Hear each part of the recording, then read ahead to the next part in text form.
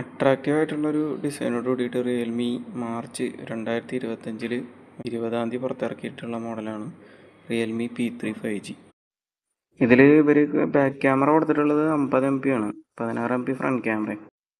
ഗെയിമൊക്കെ കളിക്കുമ്പോൾ പെട്ടെന്ന് ബാറ്ററി പോകാതിരിക്കാൻ വേണ്ടിയിട്ട് 6000 mAh ടൈറ്റൻ ബാറ്ററി കൊടുത്തിട്ടുണ്ട്. 120 Hz AMOLED ഡിസ്പ്ലേ ആണ് കൊടുത്തിട്ടുള്ളത്. അതിൽ 2000 nits പീക്ക് ബ്രൈറ്റ്നസ് കൊടുത്തിട്ടുണ്ട്. അതുകൊണ്ട് ഉച്ചയ്ക്ക് പുറത്തിറങ്ങിയാലും ഡിസ്പ്ലേ നല്ല രീതിയിൽ നമുക്ക് കാണാൻ സാധിക്കും. സ്നാപ്ഡ്രാഗണിൻ്റെ 6 Gen 4 5G ചിപ്സെറ്റാണ് ഇതിൽ പ്രോസസ്സറായിട്ട് കൊടുത്തിട്ടുള്ളത്. ഗെയിമിങ് കുറച്ചും കൂടെ സ്മൂത്ത് ആവാൻ വേണ്ടിയിട്ട് 90 FPS ഡിസ്പ്ലേ ആണ് കൊടുത്തിട്ടുള്ളത്.